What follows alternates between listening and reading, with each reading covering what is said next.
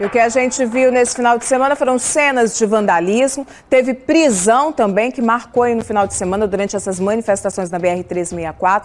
Nesses bloqueios foram registrados aí no estado, em um deles, caminhões de uma rede de supermercado foram atacados e a carga saqueada. Nos últimos dias, a Polícia Rodoviária Federal identificou um aumento na violência dos protestos antidemocráticos de bolsonaristas que questionam o resultado das eleições. Houve destruição de veículos e ataques com bombas caseiras, rojões, pregos e barricadas em estados como Rondônia, Mato Grosso e Santa Catarina. A PRF catarinense chegou a classificar os métodos utilizados pelos manifestantes como terroristas. No campo político, o presidente Jair Bolsonaro está em silêncio, mas seu partido, o PL, entrou com uma representação no Tribunal Superior Eleitoral pedindo a invalidação dos votos de quase 60% das urnas eletrônicas, apontadas pela legenda sem provas como comprometidas. Aliados próximos ao presidente também têm dado mostras de que o grupo político não aceita o resultado das eleições e a reação das instituições democráticas aos atos golpistas. O vice-presidente Hamilton Mourão escreveu que o Brasil vive um estado de exceção e ruptura do Pacto Federativo pelo Judiciário. O general Braga Neto, que foi vice na chapa de Bolsonaro, pediu a manifestantes que não percam a fé.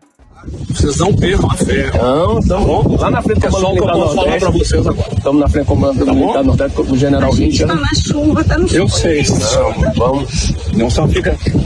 Tem que dar um tempo, tá bom?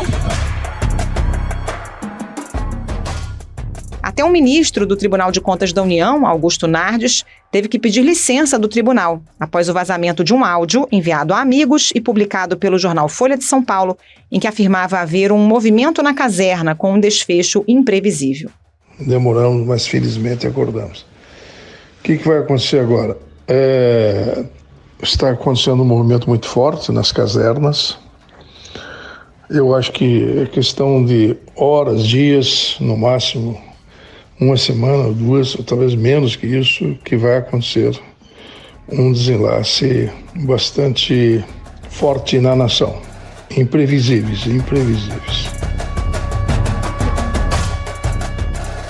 De que forma as autoridades têm reagido diante do aumento da violência nos protestos? Há avanços na punição de quem articula e financia esses atos?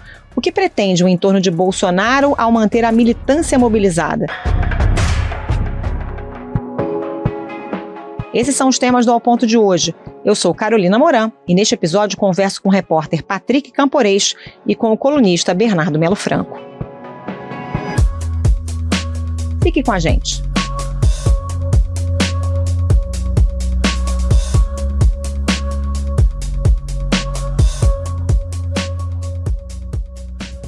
Patrick Camporês, a Polícia Rodoviária Federal identificou um aumento no teor da violência nos protestos antidemocráticos nas rodovias nos últimos dias, né? Em Santa Catarina, a corporação chegou a classificar os métodos como terroristas e semelhantes aos utilizados por black blocs. O que mudou nas manifestações em relação ao que a gente viu logo depois da eleição? Pois é, Carol, a partir do momento que as manifestações começaram a perder força, aquela primeira onda, quando a Polícia Rodoviária Federal conseguiu dissipar aqueles primeiros bloqueios em rodovias, a gente viu que ficou apenas uma parcela mais raivosa desses manifestantes nas ruas e bloqueando as rodovias. E essa parcela mais raivosa é que começou a agir mesmo como grupos terroristas, aí, como diz a Polícia Rodoviária Federal, né? Usando bombas, material explosivo e outros meios para fechar as pistas, né? Mas não foi só em Santa Catarina, não, tá?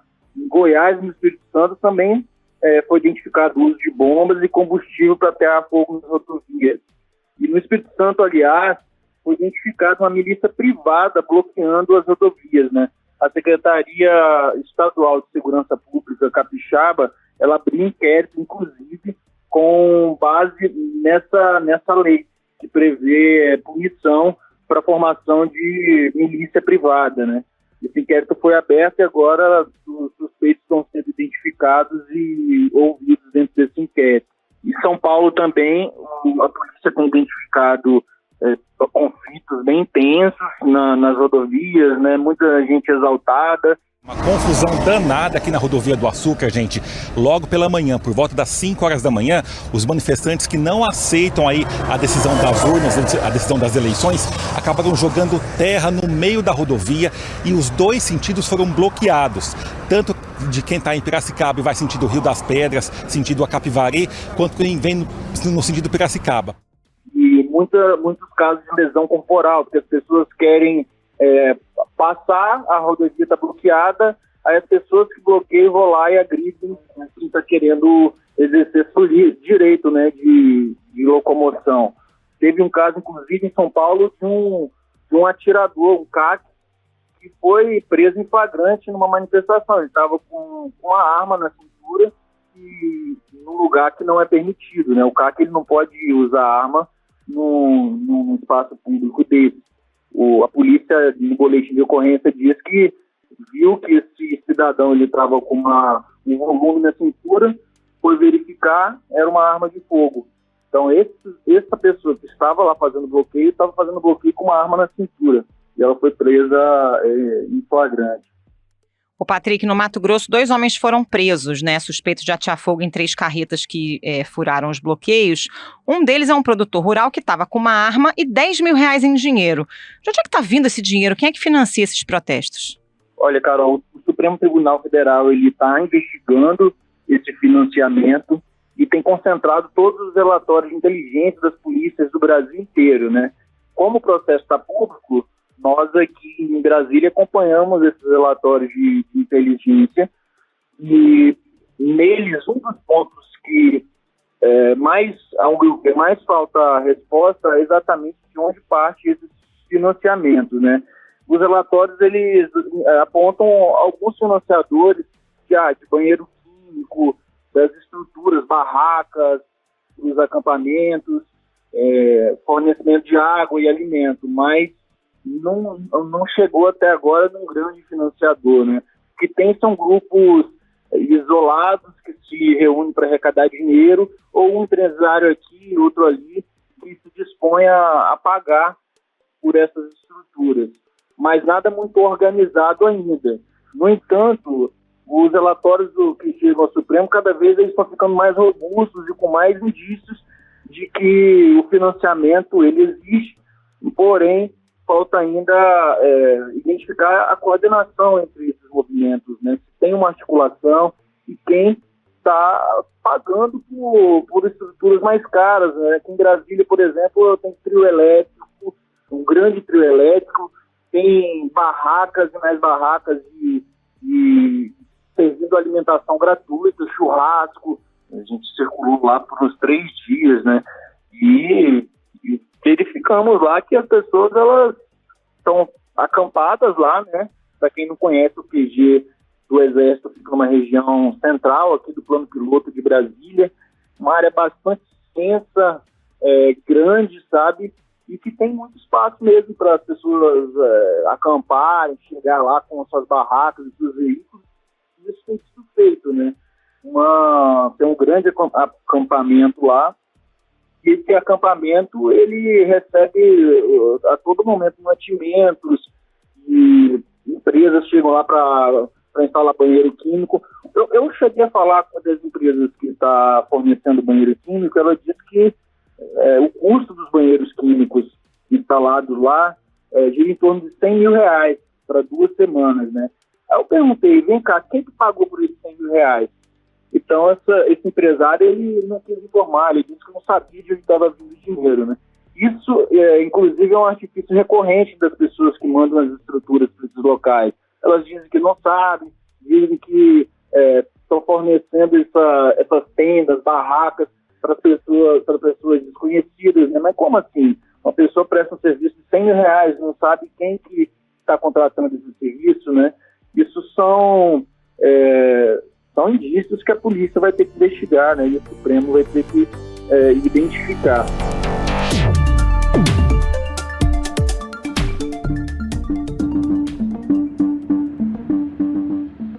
O Supremo está atento, né? O ministro Alexandre de Moraes já determinou o bloqueio de 43 contas de pessoas e empresas suspeitas de financiar esses atos. De acordo com Alexandre de Moraes, o bloqueio foi para frear o uso de recursos nesses atos que violam a Constituição. O ministro do Supremo chamou de inautêntico e coordenado o deslocamento de mais de 100 caminhões na última semana para a manifestação ilícita em Brasília, em frente ao quartel-general do Exército, com a finalidade de romper a ordem constitucional. E que isso pode configurar crime de abolição violenta do Estado Democrático de Direito. Na reportagem, vocês até conversaram também com o Procurador-Geral de Justiça de São Paulo, Márcio Sarrubo, que falou na existência de uma organização criminosa por trás desses atos. Mas a Justiça está atenta a essa radicalização agora dos protestos? Sim, ele está atento e muito preocupado com a posse presidencial do dia 1º de janeiro, né? O medo do judiciário e dos setores de inteligência das polícias é que, de alguma forma, intensifique essas manifestações antidemocráticas aí no decorrer dos próximos dias e isso atrapalhe ou gere tumulto e confusão na posse do presidente Luiz Inácio Lula da Silva, né? O que, com referência a essas contas bloqueadas, a gente fez um cruzamento aqui no Globo interessante. Descobriu que um grupo de empresários que teve as contas bloqueadas mandou 99 caminhões aqui para as manifestações em Brasília. A gente pegou os relatórios de inteligência da Polícia Militar aqui do Distrito Federal e listava as empresas que mandaram caminhões para cá. E comparou com as contas bloqueadas pelo Supremo Tribunal Federal e chegou a esse número. Então, quer dizer, mais de 80% dos caminhões que foram trazidos aqui para a capital federal para bloquear o trânsito, para fazer volume no acampamento, esses caminhões pertencem a um grupo restrito de empresários, todos eles bolsonaristas, né, que não são caminhoneiros, né? Muitas vezes a gente acha assim, os caminhoneiros estão indo para Brasília, os caminhoneiros estão fechando as rodovias, mas o que as investigações mostram é que não é isso. É um grupo de empresários, boa parte deles doadores de campanha do presidente Jair Bolsonaro, que agora estão sendo identificados e tendo as contas bloqueadas pelo Supremo Tribunal Federal. Patrick, só para a gente fechar, a própria Polícia Rodoviária Federal, que foi muito criticada, né, por ter sido leniente com esses protestos lá no começo, agora se preocupa. A gente está vendo a PRF em Santa Catarina dizer que os métodos são terroristas e que a coisa está realmente ficando complicada, mas agora a PRF enfrenta problemas de falta de verba, né? Há um contingenciamento, a corporação não tem verba para fazer manutenção de viaturas, isso certamente afeta também o enfrentamento desses bloqueios. Pois é, eu conversei com agentes da Polícia Federal, inclusive de Santa Catarina, e eles relatam a preocupação agora com essa falta de verba para manutenção de veículos e outras operações básicas da PRF, né? Porque daqui até a posse presidencial, a Polícia Rodoviária Federal vai ser muito exigida para fiscalizar bloqueios, fiscalizar rodovias, né? E uma polícia muito exigida sem recursos gera preocupação, principalmente dos agentes que estão lá na ponta, né? Foi essa percepção que eu tive. Mas não é só a PRF que está com contingenciamento de recursos, não. Na semana passada a gente mostrou que a Polícia Federal está deixando de emitir passaportes porque não tem dinheiro para fazer essa impressão, né, no papel. Então é um final de governo aí com algumas áreas muito importantes assim, para o funcionamento da máquina pública e dos órgãos que não estão recebendo, que não tem dinheiro mesmo para tocar serviços de operações básicas. Patrick Camporês, muito obrigada pela participação, bom trabalho para você. Obrigado, Carol, tudo de bom.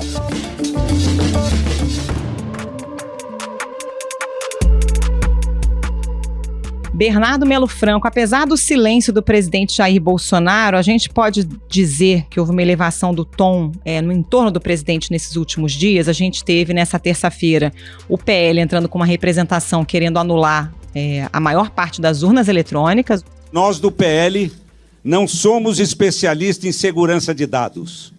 Por isso fomos atrás de técnicos que fizessem esse trabalho para garantir a transparência do processo eleitoral. O que daria a vitória a Bolsonaro. Tivemos também nos últimos dias o general Mourão postando nas redes que o país vive um estado de exceção, o general Braga Neto pedindo aos manifestantes que não percam fé, tivemos o ministro do TCU, Augusto Nardes, naquele áudio, né, enviado a amigos falando em movimento na caserna, enfim, tem várias declarações bem complicadas aí nos últimos dias, né? Carol, a gente pode dizer que essa ação do PL apresentada nessa terça-feira, ela beira o ridículo. Porque o partido do Valdemar Costa Neto, que é o partido do Jair Bolsonaro, está pedindo simplesmente que a Justiça Eleitoral desconsidere os votos dados em mais de metade das urnas. E aí, coincidência, desconsiderando-se esses votos, o Jair Bolsonaro passaria de 49% para 51% dos votos válidos. Portanto, teria vencido uma eleição que ele perdeu. Claro que isso é mais uma tentativa de tapetão, de virar a mesa, enfim, de virar o jogo depois de uma derrota que até hoje o presidente não conseguiu admitir publicamente, e não deve dar em nada. Primeiro sinal disso a gente viu justamente na resposta do ministro Alexandre de Moraes, lembrando ao PL que essas urnas que foram usadas no segundo turno também foram usadas no primeiro. Então, se for invalidar uma votação, tem que invalidar outra. E isso significaria jogar fora os votos que elegeram 99 deputados do PL. Te parece que o Valdemar Costa Neto realmente queira fazer isso? Maior bancada da Câmara e do Senado, né? Então é aquela coisa, quer dizer, para o Bolsonaro, para o bolsonarismo, a eleição só vale se ele vence. O que demonstra uma completa inadequação do atual presidente e do grupo político dele à democracia. Democracia pressupõe alternância de poder, pressupõe eleições livres, né, com disputa equilibrada entre as partes. Quem ganha governa, quem perde vai para a oposição. Esse é o jogo, sempre foi esse o jogo. Bolsonaro topou jogar esse jogo, disputou a eleição, depois que perdeu, não quer aceitar o resultado. Então, o que a gente está vendo é um grande esperneio do presidente, e esse esperneio está sendo seguido por muita gente radicalizada, e aí sim a gente entra numa coisa grave, que é um envolvimento ou a tentativa de envolvimento dos militares nessa história. Porque, veja, tem pelo menos 2 generais da reserva com cargos importantes no governo nesses últimos anos que estão dando declarações contra o resultado da eleição, contra o respeito à vontade do eleitor e, com isso, estimulando esses grupos radicais que estão hoje em porta de quartel. Eu estou falando do vice-presidente Hamilton Mourão e o general Braga Neto, que era o candidato a vice-presidente na chapa do Bolsonaro desse ano, foi derrotado, também não admite a derrota, também quer virar a mesa. Como é que você avalia a resposta das instituições? Você já falou da resposta do ministro Alexandre de Moraes, essa representação do PL, né? Lembrando que as urnas foram usadas também no primeiro turno. Ele também já tinha mandado bloquear contas, né, de empresas e pessoas que são suspeitas de financiar esses atos. E o próprio Augusto Nardes, a gente falou que só en passant dele, teve que se licenciar do Tribunal de Contas da União diante da repercussão muito negativa, sobretudo no próprio judiciário, né? Então, assim, de um lado a gente tem esse recrudescimento de declarações e até de violência dos atos, mas de outro a gente tem resposta também das instituições, né? Pois é, Carol, se a gente olhar a balança dos poderes, ela está claramente tendendo para a legalidade, ou seja, para o respeito ao resultado das urnas. O Congresso Nacional, o Poder Legislativo, por meio dos seus 2 presidentes da Câmara e do Senado, já no domingo à noite da eleição reconheceram a vitória do presidente Lula e se ofereceram, inclusive, para colaborar com a transição. Estou falando do senador Rodrigo Pacheco e do deputado Arthur Lira, que, vamos lembrar, que arquivou uma série de pedidos de impeachment contra o presidente Bolsonaro, que foi o grande usufrutuário aí desse orçamento secreto. Então a gente está falando de um bolsonarista que pertence ao Centrão, mas que reconheceu o resultado da eleição. No Poder Judiciário, a gente pode dizer que há uma atuação em bloco em defesa também da legalidade. É claro que o porta-voz disso acaba sendo o presidente do TSE, que é o ministro Alexandre de Moraes.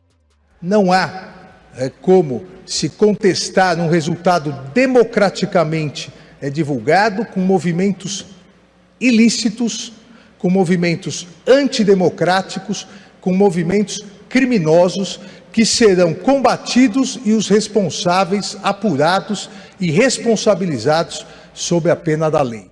Mas mesmo os ministros do Supremo que foram indicados pelo Bolsonaro não estão sendo vistos por aí falando em golpe, falando em virada de mesa. Pelo contrário, estavam todos muito sorridentes no dia que o presidente Lula foi lá fazer aquela visita de cortesia à sede do Supremo Tribunal Federal. E aí, por último, o Ministério Público, que não é poder, mas que às vezes é chamado de quarto poder, esse sim está bastante omisso. Se a gente olhar para a atitude do Procurador-Geral da República, Augusto Aras, que foi nomeado 2 vezes pelo Bolsonaro, é uma atitude, no mínimo, leniente com o que está acontecendo no Brasil. Então, fica a Justiça Eleitoral obrigada a se defender a si mesma, né, sair em defesa de si própria, da democracia, do sistema eleitoral, e a Procuradoria-Geral da República fazendo uma certa vista grossa para o que está acontecendo no país, a ponto de a gente ter assistido nessas últimas semanas manifestos de procuradores da República cobrando alguma atitude do Augusto Aras, quer dizer, dizendo o seguinte: você não pode arrastar a instituição Ministério Público Federal para esse nível de servilismo em relação ao presidente Bolsonaro, mas na prática é o que está acontecendo. O Tribunal Superior Eleitoral agora vai julgar as contas das 2 campanhas presidenciais. Existe um prazo para que isso seja feito. As contas foram entregues na semana passada e, cumprida essa etapa, vai ser diplomado o presidente eleito, que deve acontecer até, no máximo, 19 de dezembro. E mesmo na classe política isso também não encontra eco, né, Bernardo? O próprio Valdemar, quando apresenta esse relatório, diz que ele não representa a opinião do partido. E a gente deu até matéria a Mariana Muniz falando desse bastidor, né, que ele foi se encontrar com o ministro Gilmar Mendes para explicar esse relatório e dizer que, veja bem, estava sendo pressionado pelo grupo ligado ao presidente Jair Bolsonaro. E a gente está vendo os partidos do Centrão que apoiavam Bolsonaro até ontem, à exceção do PL, já dizendo que não vão fazer oposição e negociando, inclusive, com o governo de transição, né? Carol, Valdemar Costa Neto, ele é um homem de negócios, na acepção que você quiser dar a essa palavra. Então, o Valdemar é um político muito experiente, muito matreiro, que comanda o PL com mão de ferro e que não seguia por ideologia, por convicções, valores. O negócio dele é estar perto do poder, é fazer o acordo que rende mais benefícios para ele e para o seu grupo político. Então, o Valdemar é um político que, em 2002, foi o avalista do acordo com o Lula. Inclusive, o partido dele, na época, indicou o então vice-presidente José Alencar. Agora, em 2022, de repente, o Valdemar é bolsonarista desde criancinha. Quer dizer, o Bolsonaro se filia ao PL, disputa a eleição pelo PL e perde. O Valdemar é um profissional, quer manter a influência política dele a partir de 2023, não vai se jogar completamente numa aventura golpista, numa tentativa aí de atear fogo às vestes. Agora, ao mesmo tempo, ele precisa manter junto com ele todo esse pessoal bolsonarista que se elegeu pela legenda do PL esse ano. Primeiro aqui o Senado, o PL, partido do presidente Bolsonaro, vai ter o maior número de senadores, são 13. Agora vamos ver como é que ficou a composição da Câmara. Aqui também o avanço da direita se consolidou. A gente tem o PL de Bolsonaro, elegeu a maior bancada em 24 anos. Então, o que o Valdemar está fazendo nesse momento é se equilibrando, é o que ele sabe melhor fazer, quer dizer, ele se equilibra entre fazer ali, prestar uma continência para o Bolsonaro, dizer que continua ao lado dele no questionamento das urnas, ao mesmo tempo dizendo para o judiciário, olha, não é bem isso, eu estou falando, mas não leva muito em consideração o que eu estou dizendo, quer dizer, é um jogo duplo que ele vai fazendo, que ele sabe muito bem fazer. Agora, as instituições também não podem se comportar como se fossem crianças, né? Como se estivessem numa grande brincadeira. Questionar o resultado das urnas é uma coisa muito séria. Isso não tem a ver com liberdade de expressão, isso tem a ver com tentativa de desestabilização da democracia. Quer dizer, você impedir um presidente eleito de tomar posse, isso é crime, isso está previsto na legislação brasileira e quem está fazendo isso precisa ser investigado e punido. O que a Polícia Federal investigou nessas últimas semanas e já enviou esse relatório para o Supremo Tribunal Federal é a ação de uma verdadeira quadrilha, de uma organização criminosa, de gente poderosa, gente com dinheiro, grandes empresários do setor do agronegócio, do setor de transporte de cargas, que estão bancando, estão financiando essas manifestações ditas antidemocráticas. Na verdade, são manifestações golpistas, né, porque pedem golpe de Estado, ruptura institucional, quer dizer, invalidação de votação popular. Então, isso está acontecendo de fato no Brasil, tem dinheiro envolvido, essas pessoas estão botando fogo em pneu, estão fechando rodovia, estão acampando em frente de quartel e as instituições, de forma geral, estão reagindo de uma forma muito leniente.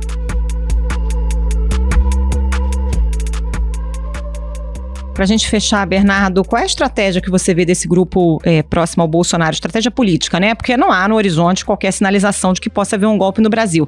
É manter a militância mobilizada indefinidamente para as próximas eleições? É sempre difícil a gente tentar decifrar a cabeça dos bolsonaristas, né? Especialmente do Jair, né? Do presidente que agora virou um ex-presidente em atividade, né? Um sujeito que nem aparece mais para trabalhar, não é mais visto no Palácio do Planalto, aí vazam informações de que ele estaria doente, mas também não tem nada oficial em relação a isso, sendo que, óbvio, a saúde do presidente é um assunto de interesse nacional, tem que ser tratado com transparência, enfim. O fato é que o Bolsonaro, com esse silêncio, ele está, de certa forma, estimulando esse movimento, ou pelo menos está estimulando que esse movimento continue na rua. E aí qual é o objetivo dele? A gente só pode especular.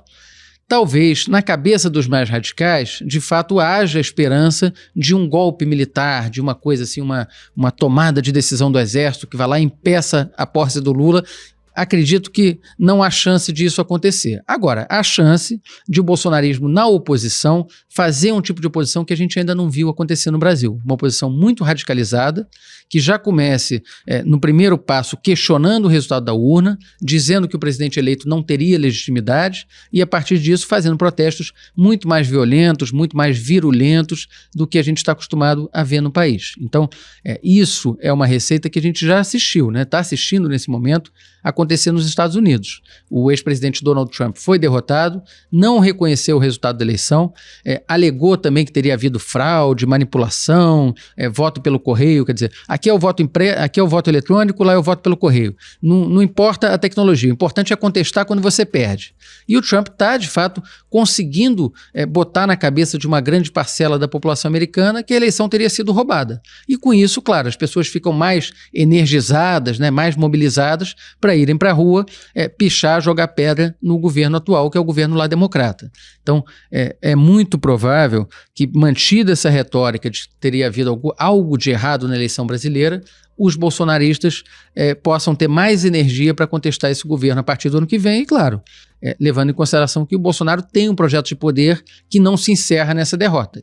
E essa oposição, esse jogo entre PT no governo, bolsonarismo na oposição, é o que a gente deve assistir a partir de janeiro no Brasil. Bernardo Melo Franco, obrigada pela participação. Bom trabalho para você. Obrigado pelo convite, Carol. Até a próxima.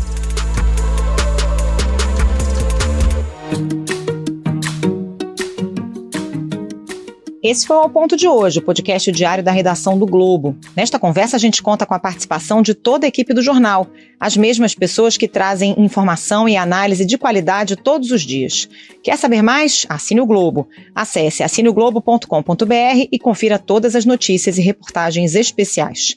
A produção deste episódio foi da Júlia Pina e a edição é do João Guilherme Lacerda e da Luciana Malini. Até mais!